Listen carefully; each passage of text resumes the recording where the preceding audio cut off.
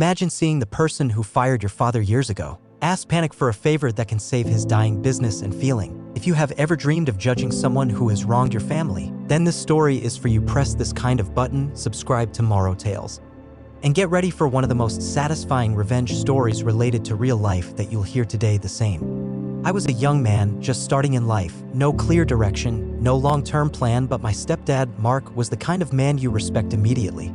Calm, smart, never be shy, but always depend. He was an operations manager at a local telecommunication company, and he got me a summer job there, something to keep me busy.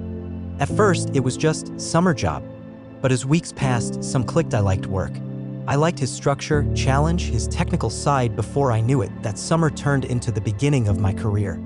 But in just a few months, everything changed. My stepdad, the man who brought me in, guided me, and gave my everything to the company, fell into a minor disagreement with the owner, a smuggle. The name of an arrogant man is Rick. We're talking a little trivial, something that can be solved in 5 minutes between growing men. But stop. Rick did not resolution, he dominated.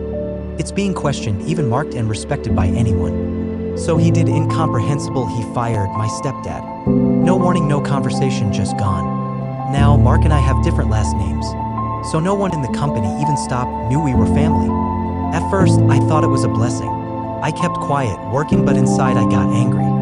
Not just because he fired my stepdad, but because of this, how he did it, cold, dismissed, heartless. But the story doesn't end there. Because this company, there was a problem. I was not paid correctly. The benefits they promised in the interview never showed up, and Stop, he drove a place like a king who thought his workers were disposable. Why? Partially because I needed experience, but mostly because I didn't want to give Rack satisfaction while watching me walking. Finally, though, I knew I had to move on. I got a job in a big telecommunication provider, a big player in the industry, and over time, I worked on my way to the ladder. Slowly, silently, but always mind one goal: never be helpless again. It's raining. I kept growing, kept learning, and finally, I got promoted in a position with some real power.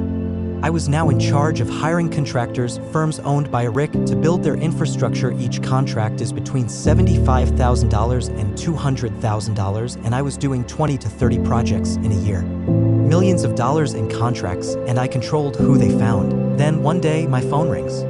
This? Stop. He doesn't recognize my name. He doesn't know who I am. But I know him. Every arrogant email, every missed salary, every moment of disrespect burned in my memory. He tells me he wants to join our contractors list. He says he's excited about the possibility of partnership with us. He wants to take me to lunch, to talk shop. I say, sure. We meet at a fancy restaurant when I always dreamed of trying on working under it and barely afford gas money. He shows fake smile is plastering and enters his sales pitch. Talks about his company like it's next. Google tells me about his employees. Rick never called again, never emailed, never followed up. Because he knew he had thrown away someone loyal, someone talented, someone who genuinely cared about the work over ego. And now, that same someone had quietly, professionally, and legally blocked him from landing a multi-million-dollar client, all because he couldn't treat people right. That lunch? It wasn't revenge served cold.